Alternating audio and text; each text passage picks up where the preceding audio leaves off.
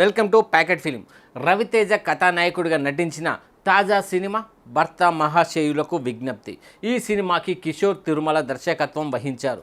సుధాకర్ చెరుకూరి నిర్మాతగా వ్యవహరించారు. డింపుల్ హయతి, ఆషికా రంగనాథ్ హీరోయిన్లుగా నటించిన ఈ సినిమా సంక్రాంతి పోటీలో బరిలోకి దిగింది. మంచి ఎంటర్టైన్మెంట్తో తెరకెక్కిన ఈ సినిమా ఎలా ఉందో రివ్యూలో చూద్దాం పదండి.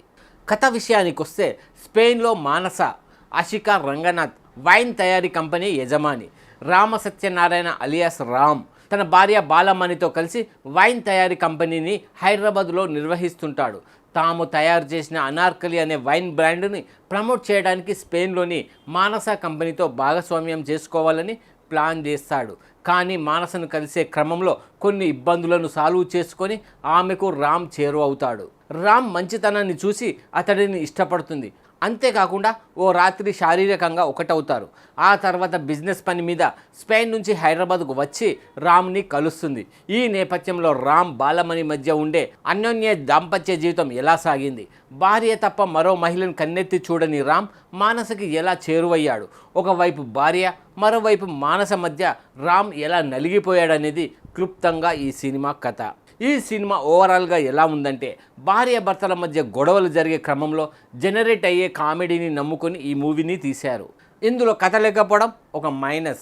బలమైన కథని రాసుకొని మరింత బలమైన స్క్రీన్ ప్లేతో సినిమా నడిపిస్తే బాగుండేది. అయితే సందర్భానుసారంగా కామెడీ జనరేట్ చేయడంలో మాత్రం ఈ చిత్ర దర్శకుడు కిషోర్ తిరుమల సక్సెస్ అయ్యాడు.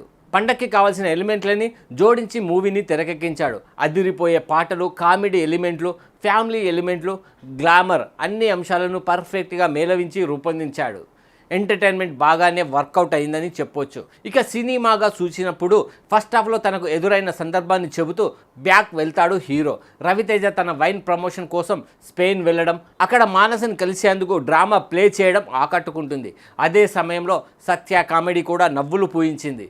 అలా మానసకి దగ్గరవ్వడం, ఆమెతో కలవడం సరదాగా సాగిపోతాయి. హీరోయిన్ అందాలను బాగా చూపించి యూత్ని ఆకట్టుకున్నాడు.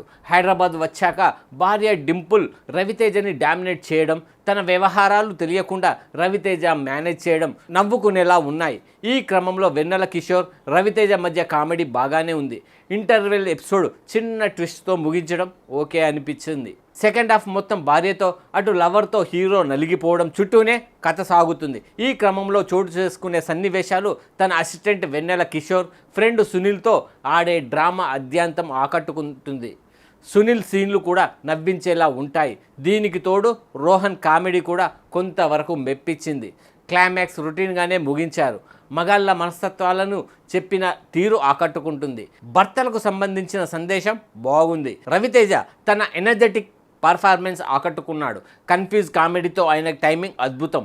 అయితే లుక్స్ విషయంలో ఇంకాస్త కేర్ తీసుకుంటే బాగుండేది. ఆషికా రంగనాథ్ గ్లామర్ పరంగా మెరిశారు.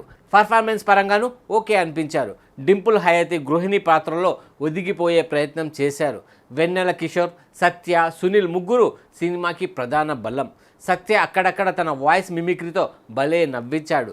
సాంకేతిక వర్గం, సినిమాటోగ్రఫీ, విజువల్స్ చాలా కలర్ఫుల్గా ఉన్నాయి. స్పెయిన్ లొకేషన్స్ కంటికి ఇంపుగా కనిపిస్తాయి. నిర్మాణ విలువల విషయంలో సుధాకర్ చెరుకూరి ఎక్కడ రాజీ పడలేదని అర్థమవుతుంది. బ్యాక్గ్రౌండ్ స్కోర్ పర్వాలేదు, కానీ పాటలు మాత్రం అంతంత మాత్రంగానే ఉన్నాయి. ఓవరాల్గా సంక్రాంతికి ఈ సినిమా చూసి ఎంజాయ్ చేయొచ్చు.